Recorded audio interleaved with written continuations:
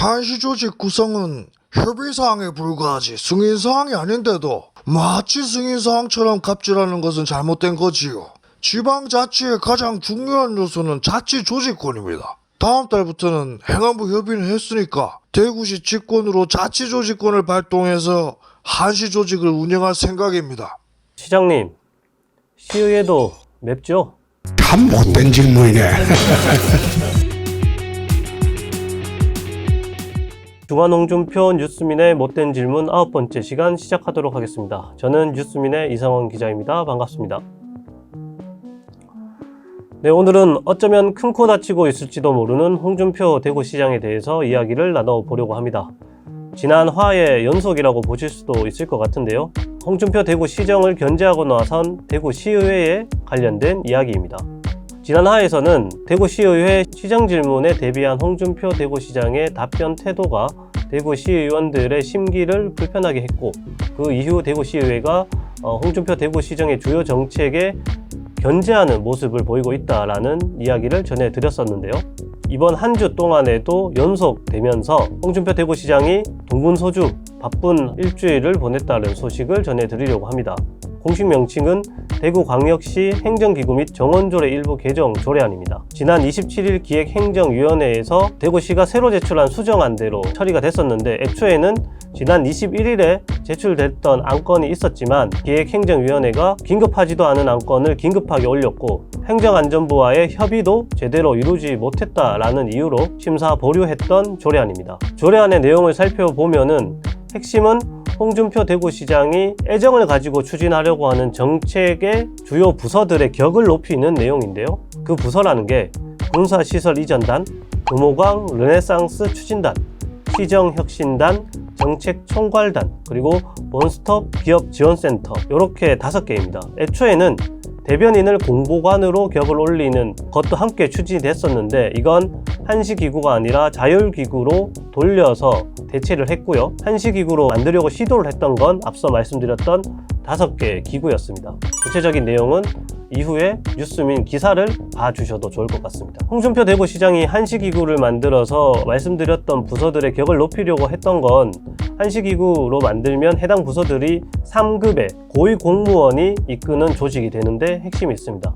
그만큼 조직에 힘이 실리고 그 조직을 이끄는 간부들, 홍준표 시장이 데리고 들어온 외부 전문가들에게도 힘이 실리는 효과가 생기는 거죠. 그렇기 때문에 홍준표 시장이 이번에 이 조례안을 도입하기 위해서 여러 애를 썼는데, 2가지 측면에서 그 애쓴 모습을 찾아볼 수 있습니다.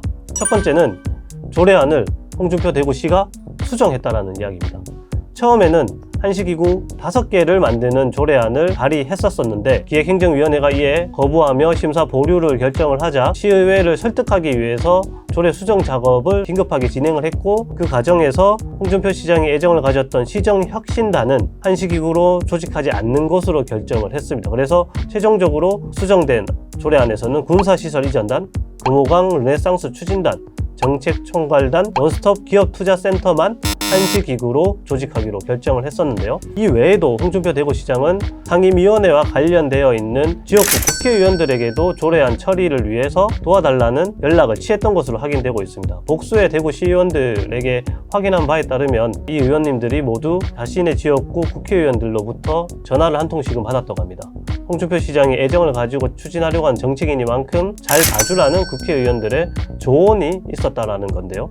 어찌됐든 국회의원들의 조언과 더불어서 몇 가지 대구시의 추가적인 옵션들도 있었습니다. 조례안이 처리되지 않을 경우 다른 정책들의 집행에도 어려움이 발생할 수 있다는 점을 들었거든요. 특히 예산안 문제를 들었습니다. 이번 의회에서는 추경 예산안도 발의되어 있었는데, 해당 조례안이 처리되지 않을 경우 예산안의 수정도 불가피한 상황이 발생할 수 있었던 겁니다. 이런 내용들이 대구시가 발의한 수정 조례안의 수정 이후로도 버젓이 적시가 됐기 때문에 반대했던 의원들도 어느 정도 부담을 느낄 수밖에 없는 상황이 벌어졌던 것이죠. 대구시의 의견에 동조하는 일부 기획행정위원회 의원들을 독려해서 조례안 처리에 강하게 반대하고 있는 위원장을 패싱하고 회의를 여는 시도도 했던 것으로 확인이 됩니다. 대구시가 이 조례안 처리를 위해서 다각도로 여러 가지 노력을 했다라는 점을 확인할 수 있었는데요. 그 덕에 지난 27일에 모든 기획행정위원들이 참석한 가운데 다행스럽게도 해당 조례안이 통과가 되기는 했습니다. 상임위원회 위원장을 맡았던 이민환 대구시의원은 아쉽지만 조례안에 수정 내용이 있었고 조례안 처리가 불발될 경우 발생할 수 있는 다른 어려움들이 있기 때문에 대승적으로 조례안 처리에 동의해줬다라고 뉴스민과의 대화에서도 확인을 해줬었는데요. 홍준표 대구시장이 처음으로 대구시의회에 매운맛을 볼 기회가 있었지 않나 하는 생각이 드는 한 주였습니다. 더불어서 홍준표 대구시장이 50대 과제로 내걸었던 정책도 대구시의회에서 제동이 걸린 상태로 이번 회기가 마무리될 것 같긴 합니다. 대구 농수산물 도매시장을 이전하려고 하는 홍준표 대구시장의 공약이 있었는데 대구시가 이번에 추경 예산안을 통해서 이전 타당성을 검토하는 용역비 2억 원을 책정을 했었거든요. 그런데 지난 28일에 대구시의회 예산결산특별위원회는 이 예산안을 전액 삭감해버렸습니다. 삭감의 이유는 앞서서 여러 차례 관련된 용역을 한 바 있고 또다시 시장이 바뀌었을 때 이번 용역 결과를 토대로 한 사업이 추진되지 않고 또 다른 용역이 추진될 수도 있다라는 우려, 그리고 현재 2018년 결정된 도매시장 현대화 사업이 중단된 상황에서 시설 현대화 사업의 존폐를 결정할 수 있는 합리적인 이유에 대한 설명이 없기 때문에 현재의 용역 수행이 불합리하다라는 것이 예결위의 설명이었습니다. 이렇게 이번 정례회가 마무리될 예정인데요. 홍준표 대구시장은 30일 본회의가 끝난 후 대구시의회 학대 의장단과 오찬 간담회도 진행할 예정이라고 합니다. 이 자리에서 어떤 이야기들을 주고받을지 관심이 기울어지긴 하는데 제가 들을 수는 없겠죠. 학대 의장단에 참여했던 분들의 이야기를 건너서 한번 들어봐야 할 것 같은데 기회가 된다면 그 소식도 전해드리도록 하겠습니다. 9번째 주간 홍준표 뉴스민의 못된 질문 마무리하도록 하겠습니다. 감사합니다.